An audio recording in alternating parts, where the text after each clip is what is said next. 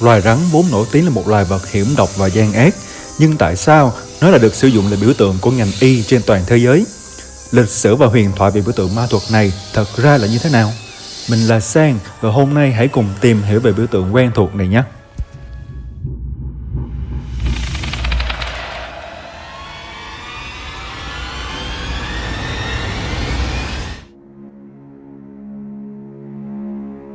Biểu tượng của ngành y trên toàn thế giới được biết đến với tên gọi là cây gậy của Asclepius, được đặt theo tên của vị thần y học trong thần thoại Hy Lạp. Huyền thoại về sự ra đời của vị thần này cũng gắn với một phương pháp y học đã có từ thời cổ đại. Truyện kể rằng Asclepius là con trai của thần mặt trời Apollo và một nàng tiên sông là Colonis.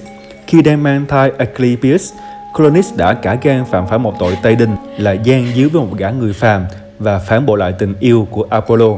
Sau khi bị vị thần mặt trời phát hiện, Colonis đã bị các vị thần kết án tử. Trong những giây phút cuối cùng của cuộc đời, Colonis đã vô cùng ân hận và chấp nhận hình phạt, nhưng nàng cầu xin chư thần hãy tha mạng cho đứa con hoàn toàn vô tội trong bụng của mình. Lúc này thì Apollo mới vô cùng hốt hoảng và lập tức dùng mọi phép thuật để cố cứu lấy Colonis, nhưng tất cả đã quá muộn. Chàng chỉ có thể cứu sống đứa con trai của mình bằng cách mổ bụng Colonis. Như vậy thì Asclepius đã được sinh ra bằng một thủ thuật y khoa, đó chính là sinh mổ. Sau khi cưu mang Asclepius, Apollo đã dạy cho chàng tất cả những phép thuật chữa trị của mình, rồi còn giao lại cho nhân mã Chiron thông thái dạy dỗ. Nhờ vậy mà khi trưởng thành, Asclepius đã trở thành một vị thầy thuốc tài ba. Theo một truyền thuyết thì trong một lần, Asclepius đã học được những kiến thức y học bí mật và phát hiện ra một loại thảo mộc có khả năng làm người chết sống lại từ một con rắn. Từ đó, Asclepius đã sử dụng loại thảo mộc huyền bí này để chữa trị cho con người và cứu họ khỏi cái chết. Tuy nhiên, Hades, vị thần cai quản cõi địa ngục lại hoàn toàn không hề hài lòng với việc này. Vì Asclepius càng cứu sống nhiều người thì dưới âm phủ lại càng vắng bóng những linh hồn. Hades lại càng lo lắng hơn nếu Asclepius truyền lại bí thuật cải tử hoàn sinh này cho nhiều người hơn nữa, làm cho trật tự tự nhiên bị đảo lộn. Vì thế mà Hades đã than phiền với anh trai của mình là thần Zeus, và vị thần sấm chớp đã ngay lập tức quyết định lấy mạng Asclepius bằng tia sét chết chóc của mình.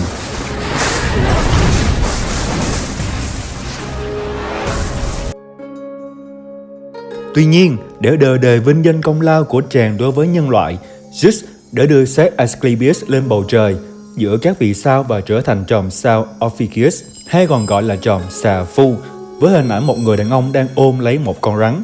Đó cũng chính là chòm sao thứ 13 trong số các chòm sao hoàng đạo. Trong thế giới tự nhiên, loài rắn có một tập tính là sẽ thay lớp da cũ của mình khi cơ thể phát triển và trở thành một phiên bản mới hơn, khỏe mạnh hơn. Từ đặc điểm này mà đối với người Hy Lạp cổ, rắn tượng trưng cho trí tuệ, sự chữa trị và hồi sinh. Kể từ năm 300 trước công nguyên, những ngôi đền được xây dựng để vinh danh Asclepius được gọi là Asclepion, được xây dựng khắp Hy Lạp cổ đại. Đây cũng là nơi mà dân chúng kéo đến để được chữa trị đủ mọi loại bệnh tật. Trong các ngôi đền này có nuôi một loài rắn không độc gọi là rắn Asclepion. Chúng được thả bò tự do khắp nơi trong ngôi đền, ngay bên cạnh nơi những người bệnh nằm nghỉ. Hình ảnh con rắn bò quanh cây gậy Asclepius cũng trở thành biểu tượng của ngành y trên toàn thế giới đến tận ngày nay. Trên thực tế, nọc rắn có thể được điều chế thành các phương thuốc chữa bệnh hiệu quả cho con người. Riêng ngành dược còn sử dụng một biểu tượng hình con rắn quấn quanh một cái ly có chân cao, tượng trưng cho chén thuốc của nữ thần sức khỏe Hygeia, là một người con gái của Asclepius. Lời thề Hippocrates mà các sinh viên y khoa phải đọc và nguyện làm trước khi ra trường được bắt đầu với câu: "Tôi xin thề trước Apollon, thần chữa bệnh, trước Asclepius, thần y học, trước thần Hygeia và Panacea, và trước sự chứng giám của tất cả các nam nữ thiên thần."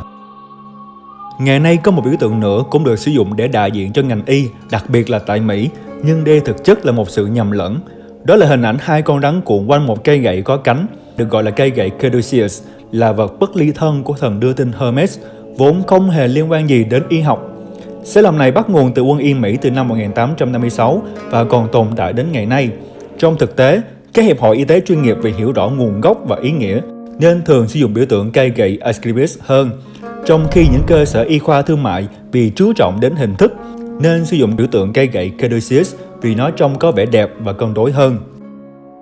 Và như vậy có nghĩa là Bắt nguồn từ khả năng thay da đổi xác và những ứng dụng trong y khoa, loài rắn đã được gắn với vị thần y học Asclepius trong thần thoại Hy Lạp cổ đại và vẫn còn tồn tại ảnh hưởng mạnh mẽ đến ngành y tế trên toàn thế giới đến tận ngày nay.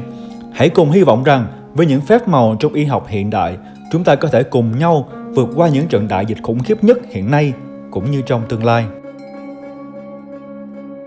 Mình hy vọng rằng bạn đã hiểu thêm một chút về thế giới tâm linh của huyền thoại, ma thuật và tôn giáo trong cuộc sống thường nhật của chúng ta. Hãy cho tụi mình biết bạn muốn tìm hiểu về biểu tượng ma thuật nào tiếp theo dưới phần comment và tiếp tục ủng hộ tụi mình bằng cách nhấn vào ba nút bấm này nhé. Mình là Sang, rất cảm ơn sự theo dõi của các bạn. Xin chào và hẹn gặp lại.